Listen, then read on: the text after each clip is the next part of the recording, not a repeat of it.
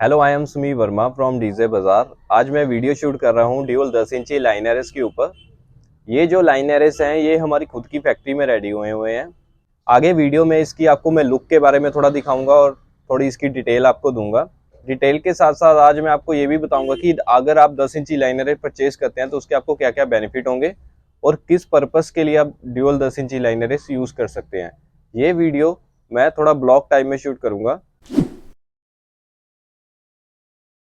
तो दोस्तों, सबसे पहले इसकी लुक की बात कर लेते हैं हम लोग। ये डबल 10 इंची के लाइनर से हैं, मरीन प्लाई में ये बने हुए हैं और इसमें जो पेंट हुआ है वो है सैंड टेक्सचर। जो ग्रिल का यूज़ किया गया है इसमें वो है लेज़र कटिंग वाली ग्रिल, मीन जिसको हम इम्पोर्टेंट ग्रिल भी बोल देते हैं। ये इंडियन नहीं है, ये लेज़र कटिंग से ग्रिल बनी हुई है और ये चाइनीज़ ग्रिल है।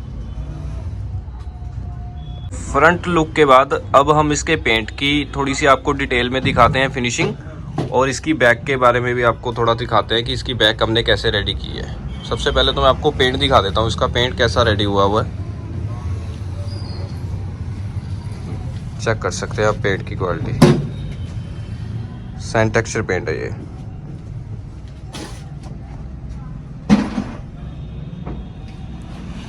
जो इसका बैक पैनल है हमने थोड़ा अपनी तरफ से भी मॉडिफिकेशन किया हुआ है।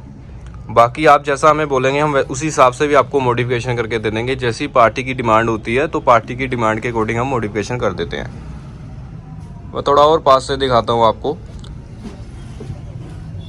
हमने इसमें जो स्पीकर कनेक्टर यूज़ किए हैं वो सर्कल वाले यूज़ किए हैं। इसमें 4 स्क्रू लगे हैं। उसका रीज़न ये है कि ये वुडन में लगे हुए हैं, इसलिए हमने वो जो है स्क्वायर शेप वाला यूज़ नहीं किया है इसमें, क्योंकि वो फ्री हो जाता है। तो इसमें स्पेस थोड़ा ज़्यादा होने की वजह से हमें पकड़ अच्छी मिलती है।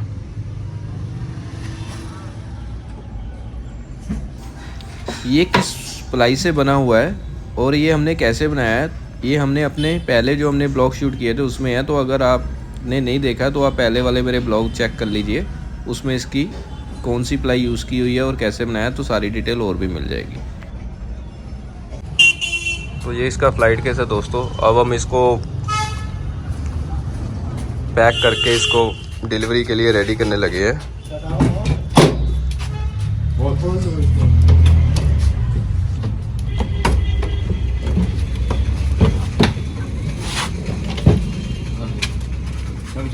कुछ इस तरीके से अंदर हमने इसको फॉर्म लगाए हुए हैं।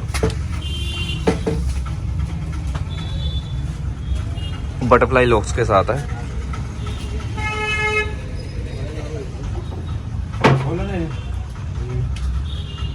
खोल लो।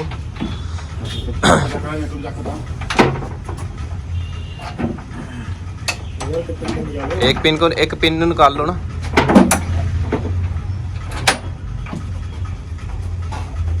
हो गया? जाली नीचे।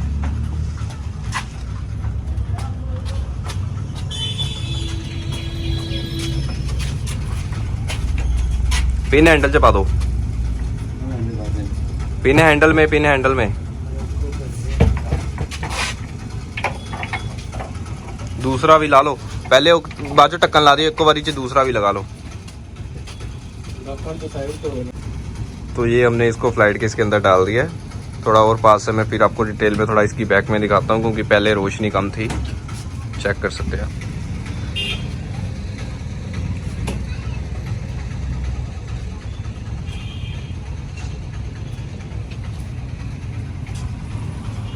इसका हैंडल भी हमने वुडन में ही क्रिएट किया है, वो मैंने पिछले ब्लॉग में दिखाया था आपने, आप चेक कर सकते हैं उसमें कैसा डिज़ाइन है इसका।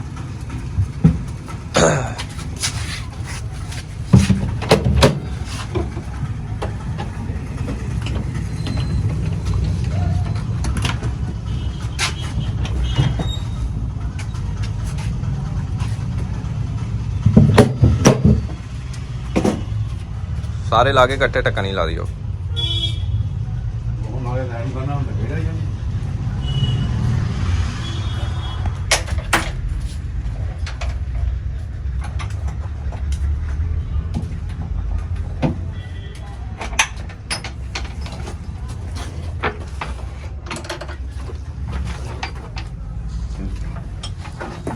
वो गिर गया। कौन सा स्क्रू? जो निकाले थे उसका। ओके ओके ठीक है। वो ऊपर से अंदर से डाल देना इसको, अभी थोड़ा ऐसे ही रख दे, ऊपर रख देना इसके ऊपर। हाँ ऐसे रख दे, ऐसे में हाँ ऐसे रख दे, बस बस ऐसे रख दो। ये क्या उधर से वो डाल उसके अंदर जो निकला इसका।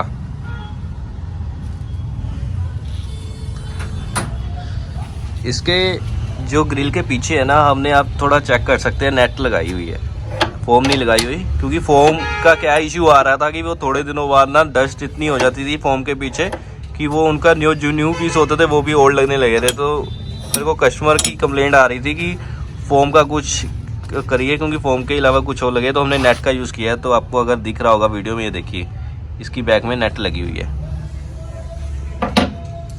इसको ऐसे हम पलटी करा दो। इसका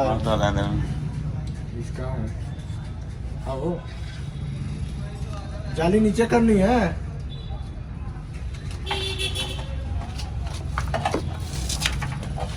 नचानी है ऐसे में। हाँ ये नचानी है। नचानी है, अरे नीचे नचानी है। नाच लिया, नाच लिया। उसको अंदर कर, वो देख वो साइड से निकला हुआ है। तुम्हारा भी निकला है। उतार लो अब तीसरा भी। इसको नचाना पड़ेगा। क्यों? इसका कुंडू इसी का है। ये इसी का है। एड़ा का है। अरे ये वाला उसका क्या, वो वाला नंबर नहीं लगाया क्या फ्लाइट केस में? लगा हुआ। ये जो खोले थे इसका हाँ है। किसका है? इसी का है। अरे इसका कि इसका है? जिसका भी है लगा दे यार, जिसका भी है लगा दे। पलटी करना पड़ेगा ना। करो फिर पलटी, आओ पलटी। नचाओ इसको भी।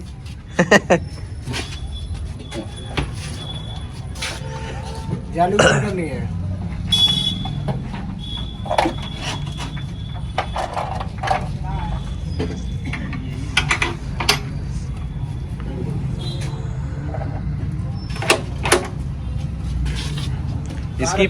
इसकी वो बड़ा उधर ही गिरा हुआ था।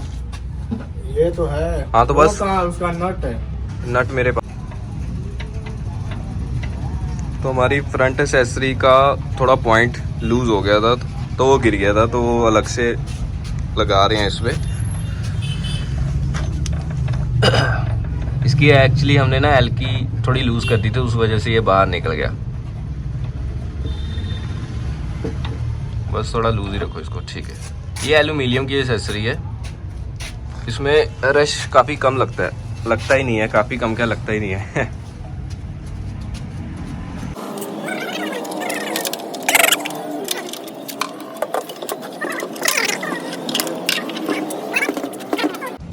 उतार लो तीसरा भी, ले आओ पेटी। आओ कर लो इसको, बंद कर लो। वो बंद करके निकल आ रहा है। लगाओ भाई इसको ढक्कन, उसको पिन को सेंटर में उसको डाल, उसको जो निकली हुई है बाहर।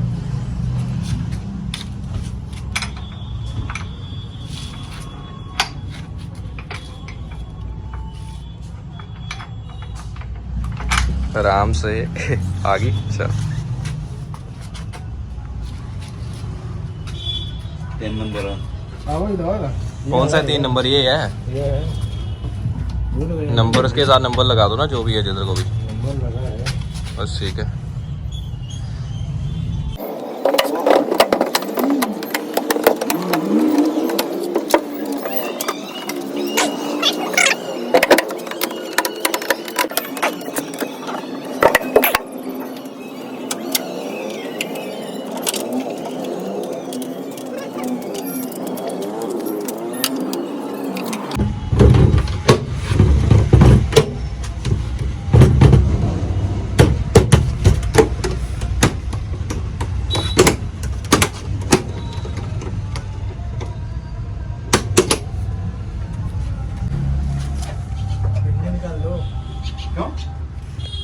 लगी रहने दे।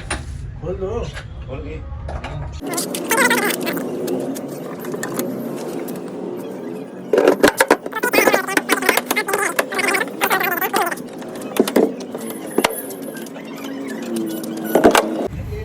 तो दोस्तों कैसा लगा आपको ब्लॉग? हम कोशिश करते रहते हैं कि आपको कुछ नया दिखाया है। हम भी अभी न्यू है यूट्यूब के ऊपर, क्योंकि काफ़ी टाइम से मैं एक्टिव नहीं था। तो अगर पीछे से कुछ एक्स्ट्रा वॉइस आ रही हो तो थोड़ा उसको इग्नोर करिएगा। और मैं आज थोड़ी सी इसकी आपको बताता हूँ कि आपको 10 इंची लाइनर के बेनिफिट क्या क्या मिल सकते हैं। अगर आप 10 इंची के लाइनर लेते हो तो इसकी जो वॉइस की क्लैरिटी है 10 इंची की बहुत क्रिस्टल क्लियर आएगी आपको कंपेयर टू 12 इंची के, क्योंकि जितना छोटा हमारा स्पीकर होता जाता है उतना ही उसमें डिस्टोर्शन माइनस में जाता है, मतलब डिस्टोर्शन खत्म ही होता जाता है जैसे जैसे छोटा स्पीकर होता जाएगा। आपने होम थिएटर देखा होगा कि उसके स्पीकर छोटे छोटे होते हैं, वो छोटे साइज की होने की वजह से उसकी इतनी क्लैरिटी होती है, क्योंकि स्पीकर जैसे जैसे साइज स्पीकर का बढ़ता है उसमें वैसे वैसे डिस्टोर्शन क्रिएट होता है। डिस्टोर्शन लाइक जैसे हिंदी भाषा में हम कहते हैं कि आपने कभी नोट किया होगा कि जब आपका कोई लाइनर है या टॉप चलता होता है, जब आप उसके पास जाके उसकी वॉइस को सुनते हो तो थोड़ा आपको ऐसा लग रहा है आवाज़ फट रही है या क्लैरिटी में नहीं आ रही, थोड़ी अजीब सी आ रही है, बट जब दूर जाके सुनते हो तो आपको लग रहा है ठीक है। तो जो आप पास आके जो आपको पास में आवाज़ थोड़ा सा फटफट आती है या थोड़ी फटी हुई आती है तो इसको डिस्टोर्शन बोलते हैं, मतलब एक हिंदी लैंग्वेज में आपको सिंपल सा बता रहा हूँ, इसको डिस्टोर्शन बोलते हैं। तो मीन्स अगर आप 10 इंची के लाइनर्स लोगे अपने यूज़ के लिए, डीजे के लिए या लाइव के लिए, तो वो डिस्टोर्शन बहुत कम हो जाएगा, मतलब आवाज़ का फटना बहुत कम हो जाएगा, मतलब बहुत अच्छी क्रिस्टल क्लियर में बजेगी। ये तो इसके बेनिफिट है 10 इंची के। बट इसमें एक प्रॉब्लम ये भी है 10 इंची में कि 10 इंची के लाइनर्स में जो आप स्पीकर डालते हो वो मैक्सिमम टू मैक्सिमम 350 या 300 वॉट RMS में ही आता है, इससे ज़्यादा आता ही नहीं है। तो अगर आप बस इसका आपको यही नुकसान है कि जहाँ 12 इंची के 4 लाइनर यूज़ होंगे वहाँ आपको इसको 5 या 6 लगाने पड़ेंगे। बट अगर कंपेयर टू ऑडियो क्लैरिटी की बात करें तो 10 इंची ज़्यादा अच्छा बजता है 12 से। बस वही होता है कि थोड़ा 300 या 350 वाट की थोड़ी नेगेटिव पॉइंट है कि उससे ज़्यादा हमें स्पीकर मिलता नहीं है। तो बट वो भी मैटर नहीं करता, अगर आपको क्वालिटी चाहिए तो आप एक पीस को एक्स्ट्रा परचेज करके लगा सकते हैं, कोई चक्कर नहीं है। तो अगर तो आपको ब्लॉग्स अच्छे लग रहे हैं तो आप लाइक कर दीजिए और मेरे को कमेंट में भी बताइए कि मैं आगे कौन से ब्लॉग्स आपके लिए लेके आऊँ।